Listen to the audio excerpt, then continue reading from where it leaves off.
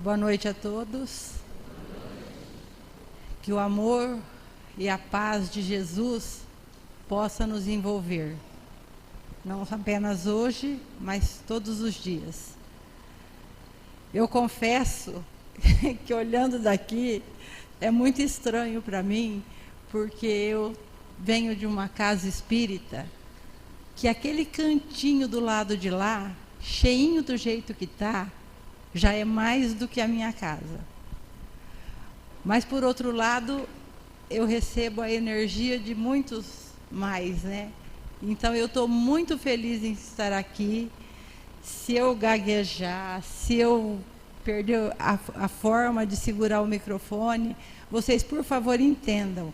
É que na minha casa a gente não usa microfone. É tão pequenininha que a gente fala só no gogó, como se diz.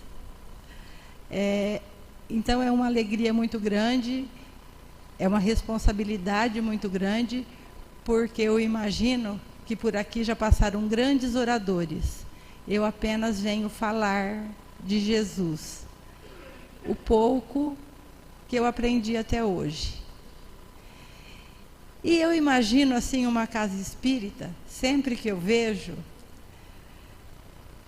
eu penso que cada um chega até aqui por um motivo.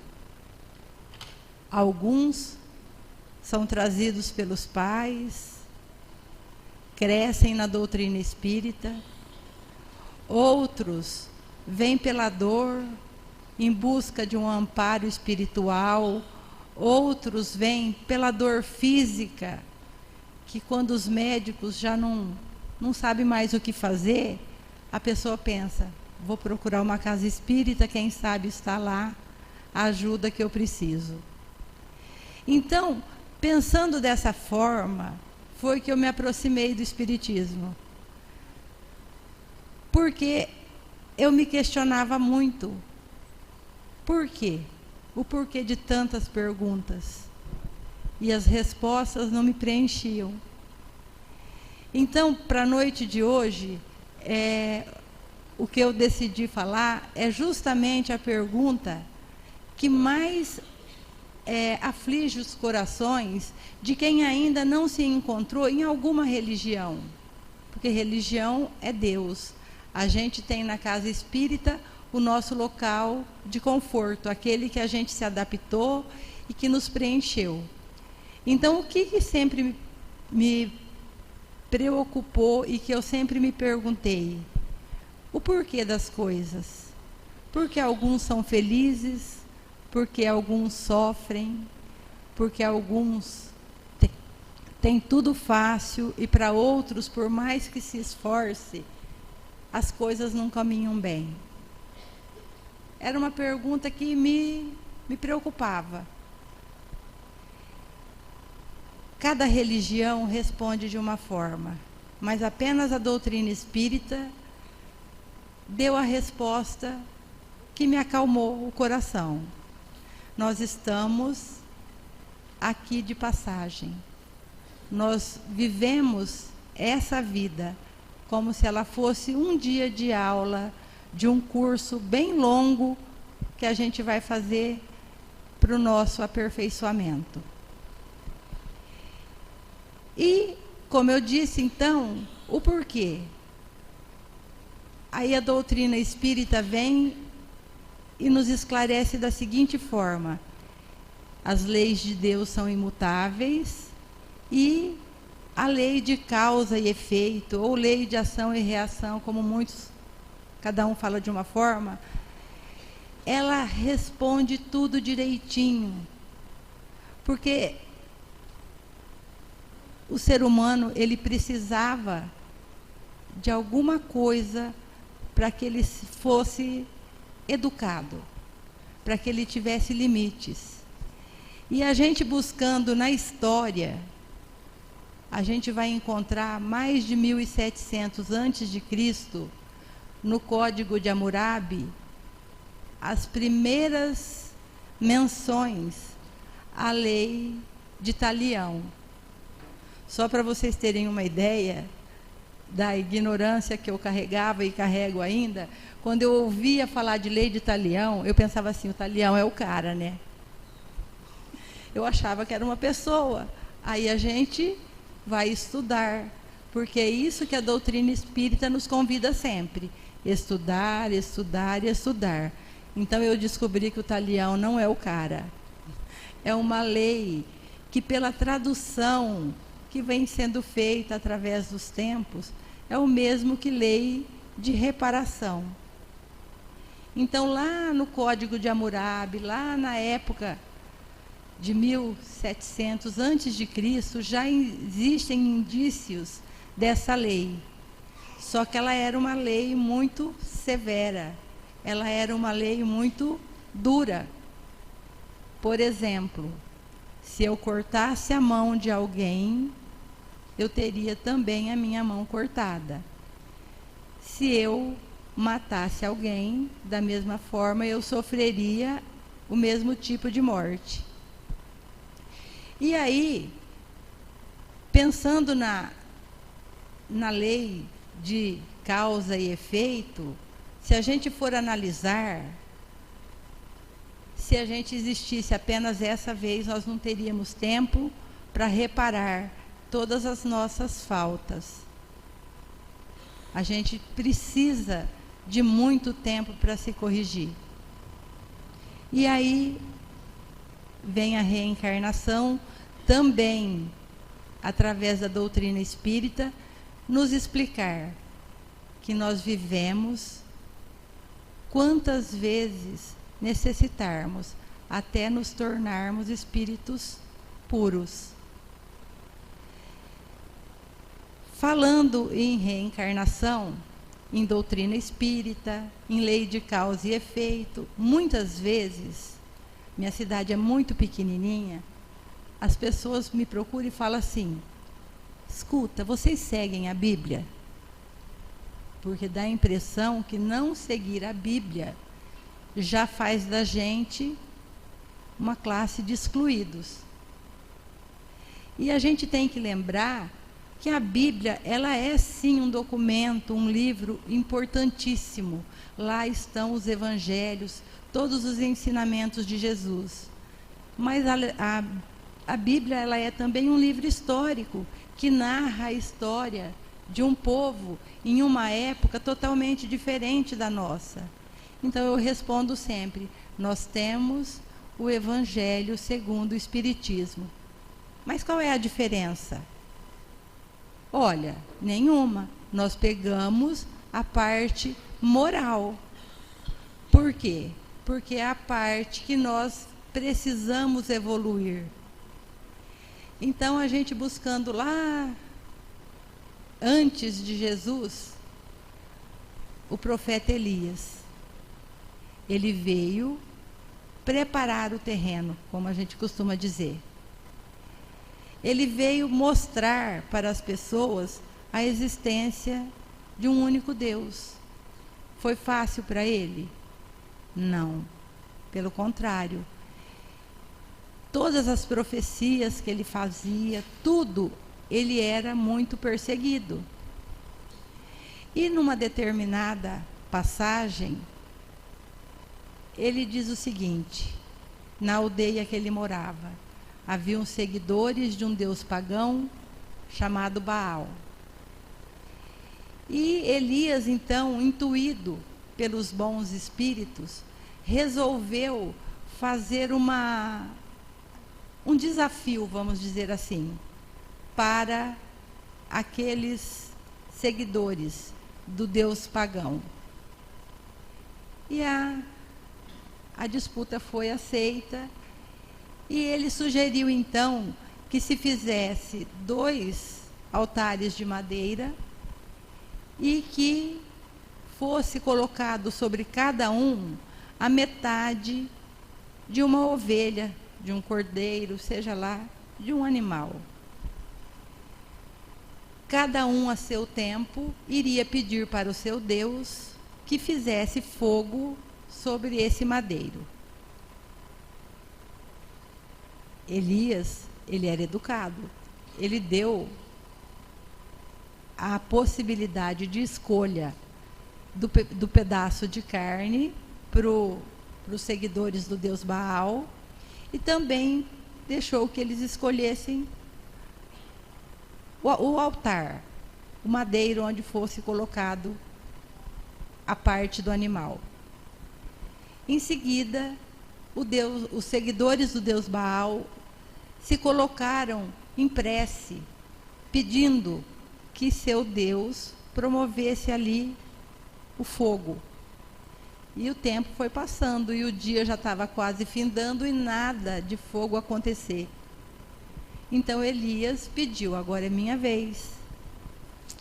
E ele se colocou, assim como os outros, em prece, pedindo a Deus que fosse produzido fogo sobre aquela madeira, para que assim ele pudesse deixar provado que o único Deus existia, e que não vários deuses, como a gente sabe que era na antiguidade. Só que antes, ele ainda, confiante que era no que ele estava pedindo, ele mandou que se fizesse em volta da sua fogueira, do local onde ele iria colocar a sua fogueira, um sulco.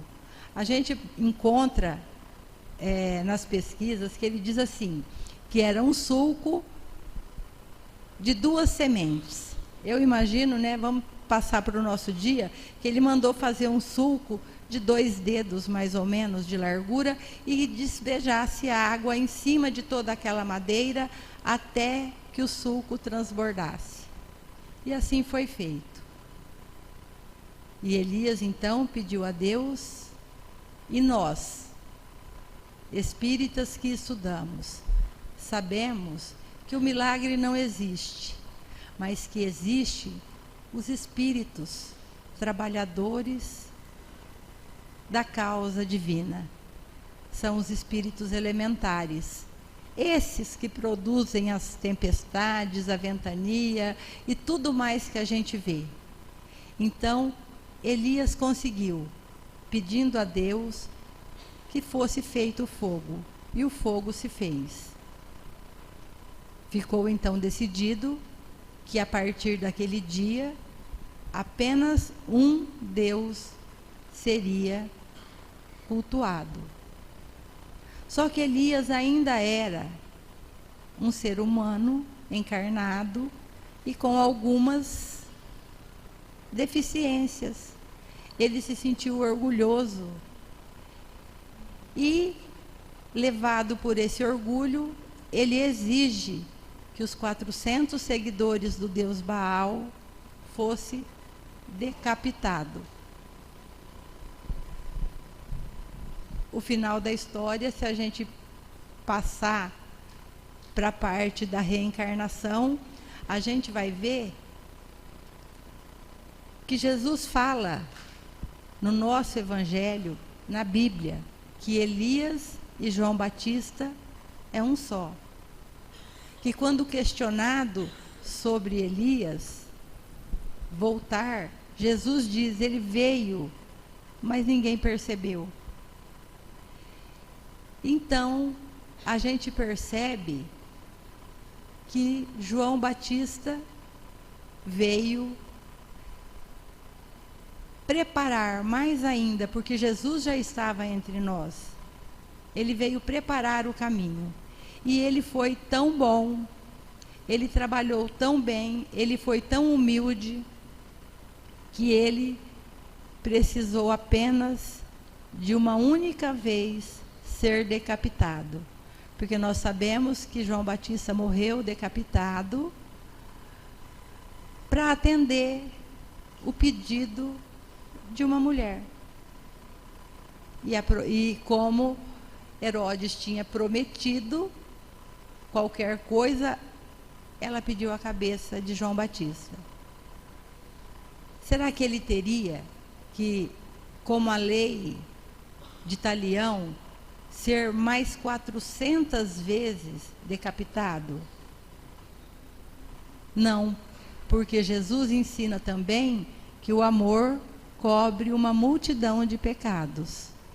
Então, muitas vezes a gente fala assim: nossa, eu errei, eu vou ter que sofrer o mesmo mal. Não. Muitas vezes a pessoa fala assim: numa outra existência, eu abandonei meus filhos, eu fiz muitos abortos. Aí depois chega aqui, vira espírita e quer porque quer fundar uma creche. Quer porque quer um lar de crianças. Ou aqueles que abandonaram os pais querem porque querem trabalhar com os idosos. O que é isso, gente? É a forma do amor pagar as nossas dívidas. A gente não precisa sofrer a mesma punição. Mas aí então vamos chegar mais para frente. A lei de causa e efeito, ela é simples, ela é uma lei permanente. Como lei de Deus, ela é imutável. A gente vai colher de acordo com aquilo que a gente plantar. A gente vai receber na medida do que a gente dá. Se eu pegar uma bola e jogar na parede bem devagarzinho, ela vai voltar para mim suavemente. Se eu pegar uma bola e dar uma bolada na parede, ela vai voltar com mais violência para mim. Então, a lei de causa e efeito, ou a lei de ação e reação, é um dos princípios. É o que me atrai na doutrina espírita. É essa possibilidade da gente corrigir tudo o que a gente já fez de errado. Mas aí a gente se pergunta assim: se Jesus falou da reencarnação, quando ele diz que Elias e João Batista é um só, ele está afirmando que Elias reencarnou. Quando Nicodemos pergunta a Jesus como se deve fazer para entrar no reino de Deus, e Jesus diz: há que se nascer de novo, do corpo e do espírito, ou da água e do espírito, como se encontra em alguns lugares. Para nós que queremos facilidade, renascer da água, para muitas religiões, é o batismo na água. Mas vamos pensar que toda criança é gerada dentro de uma bolsa de água, que o nosso corpo é mais de 70% de água. E o que ele diz? Que o corpo tem que renascer do corpo, mas que o espírito do espírito. Então ele diz para Nicodemos que para o homem entrar no reino de Deus, ele haveria de nascer de novo. E Nicodemos, apesar de ser um doutor da lei, ele diz: Senhor, como poderá um homem velho voltar ao ventre de sua mãe?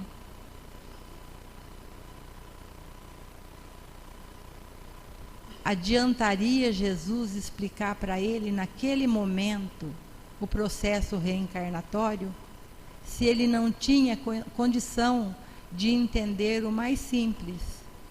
Jesus então apenas diz que há que se nascer do corpo e do espírito. Então, se a gente olhar tanto no Evangelho segundo o Espiritismo quanto na Bíblia, essas passagens estão lá. Mas por que a palavra reencarnação, ou que seja de uma outra forma, porque a palavra é nova, mas a reencarnação sempre existiu? Então, por que desapareceu? Não está na Bíblia a palavra reencarnação. Se usa ressurreição. E aí, se a gente for estudar um pouco, a gente vê que pode ser pela transcrição de um para o outro, para o outro, para o outro, e foi mudando, e tanto também pela mudança da língua. Quando Jesus viveu na Terra, a língua que ele falava tinha mais ou menos 600 palavras. Quantas mil palavras nós temos hoje? Então, nós temos que entender que tudo progride, que tudo modifica e que isso é constante. Então, a palavra ressurreição, ela até poderia substituir a palavra reencarnação, graficamente falando. Mas, não apenas os espíritas, muitas outras religiões aceitam a reencarnação.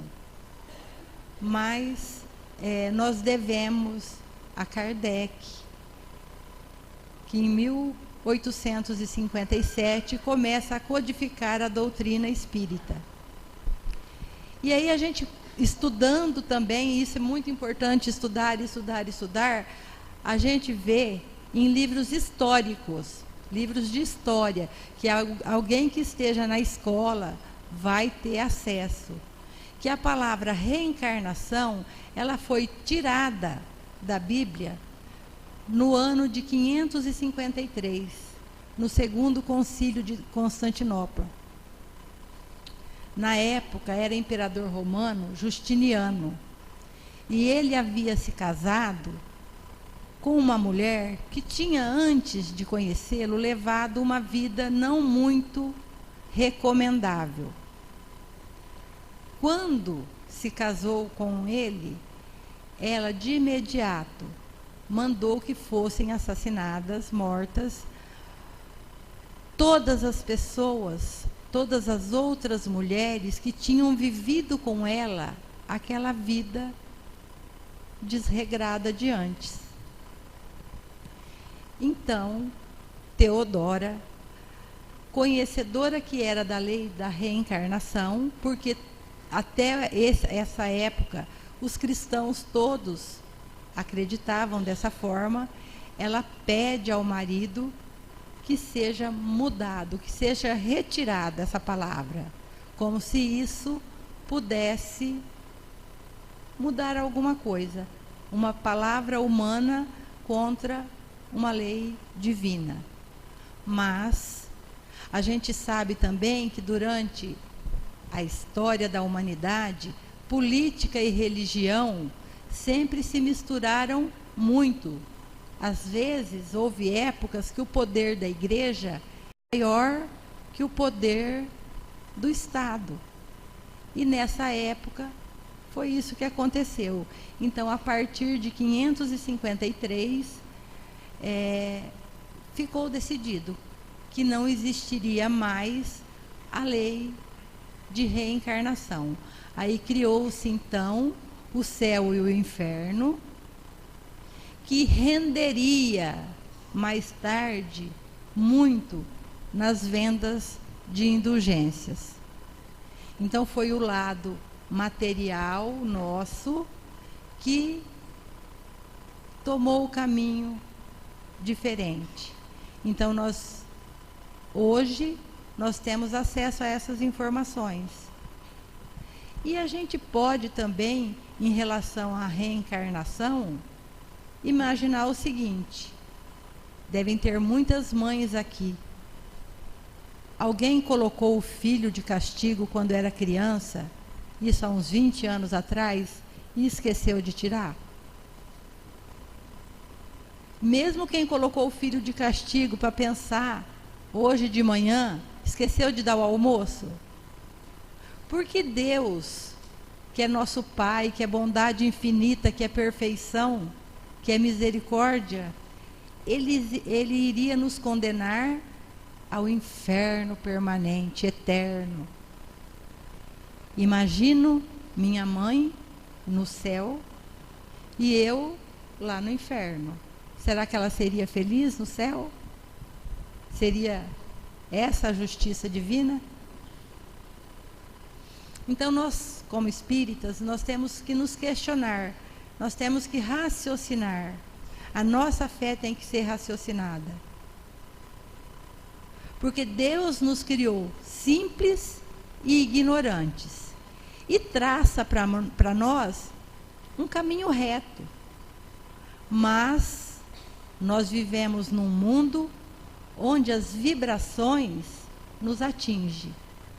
Aqui, por exemplo, nesse momento, todos nós estamos sentindo uma paz, um amparo, uma calma interior.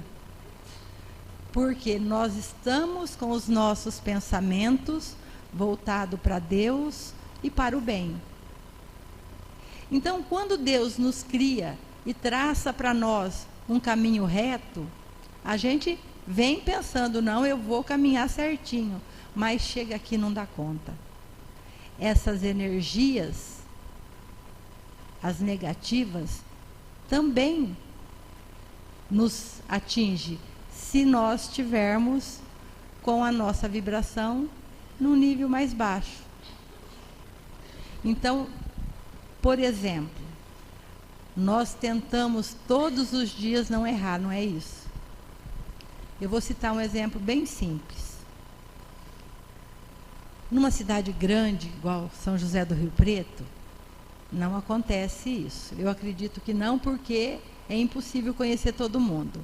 Mas, lá em Santa Albertina, né, Fátima? Achei uma lá. Todo mundo conhece a vida de todo mundo. E nós temos o péssimo hábito de comentar a vida alheia. Eu já tentei várias vezes fazer assim. Levantei, fiz a minha prece e pedi para Deus: hoje eu não quero maldizer. Só isso. Os outros pecados eu vou deixar de lado. Mas eu não quero maldizer. A maledicência é uma coisa tão comum para nós que a gente nem se dá conta. A gente fala como se não fosse nada. Tá bom, eu comecei o dia pedindo a Deus para que eu não maldizesse, para que eu não falasse do mal. Tudo bem. Mas um pouco antes da hora do almoço, por exemplo, pode ser até antes, ou eu saio de casa, ou chega alguém na minha casa e diz assim: Elisete, você está sabendo da última? Ó, a antena.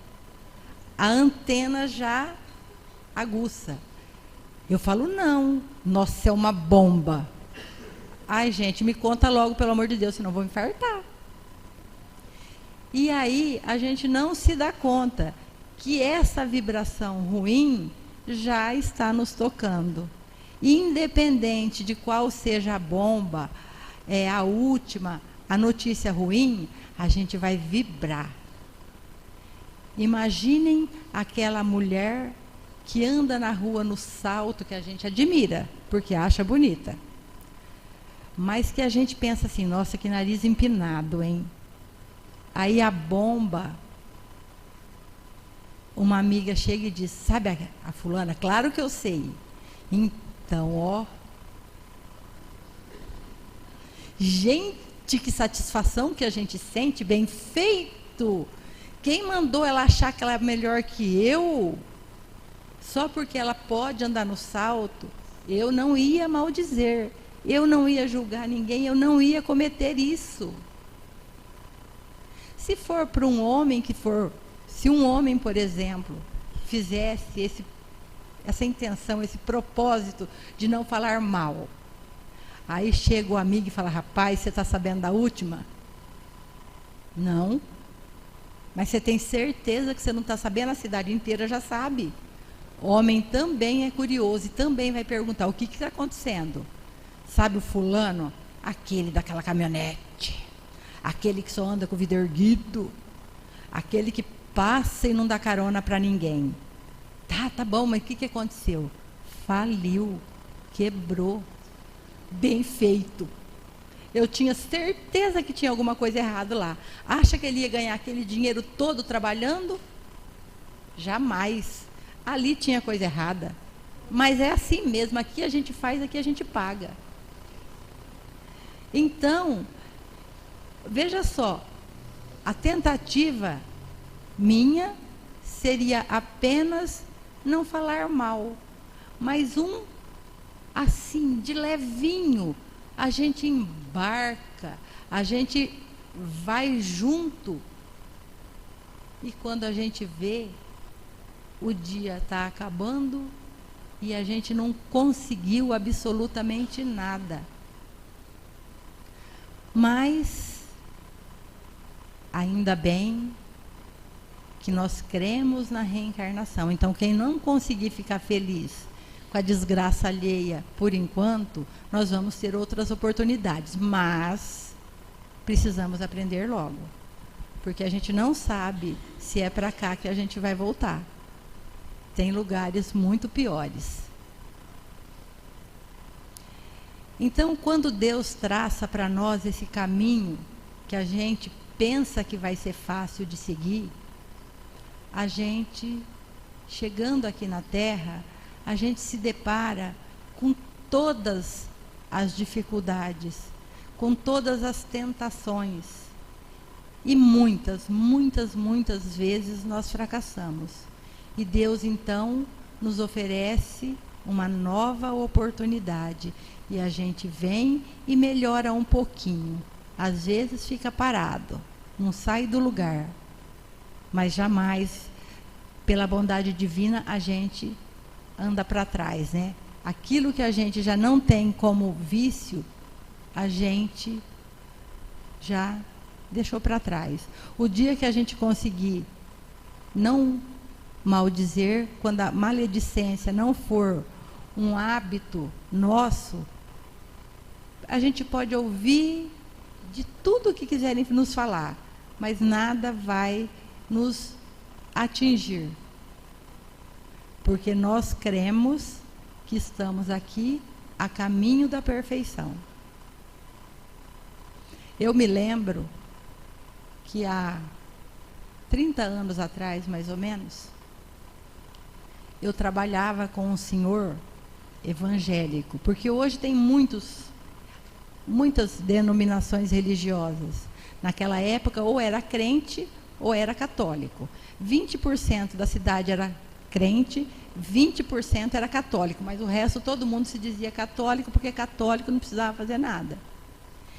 Então havia por meio do crente daquela época aquela necessidade de converter a gente, de nos fazer mudar, porque é lindo ver uma casa espírita assim, cheinha, mas se tivesse só a metade, um quarto, a importância seria a mesma, porque não estamos apenas nós aqui.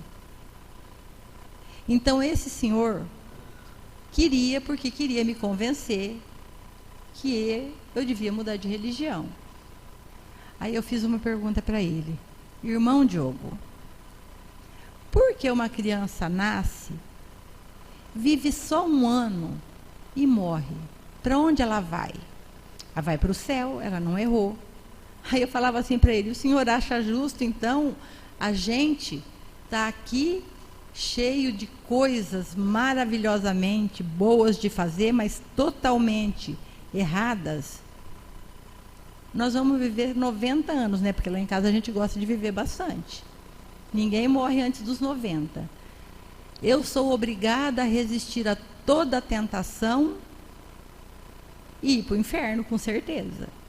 E Deus dá para uma criança apenas um ano de vida, às vezes uma semana, e a salvação. Seria justo? Haveria justiça de Deus nisso? Eu acredito que todos os que estão aqui entendem da mesma forma. Deus é bondade, Deus é amor infinito, é misericordioso ao extremo, porque nos dá sempre novas oportunidades. Ele nos traça um caminho reto. Depende de nós o tempo que nós vamos levar para percorrer este caminho. Muitas vezes nós somos tentados a fazer o errado. Mas se nesse momento, com a consciência que nós já temos, do que é certo e do que é errado, se a gente se esforçar um pouquinho, a gente não comete o erro. Porque muitas vezes a pessoa pensa assim: mas Como? Onde vai ficar registrado esses erros e esses acertos nossos? Os psicólogos modernos denominam a nossa consciência como self. Está na moda, né? Então nós temos uma self, que é a nossa consciência. E é nela que está escrita as leis de Deus, e é lá também que nós anotamos tudo que acertamos e tudo que erramos.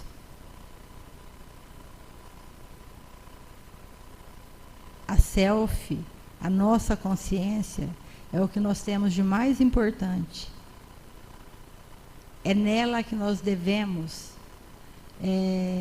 investir. É na nossa consciência que nós devemos trabalhar. Porque só nós podemos nos mudar.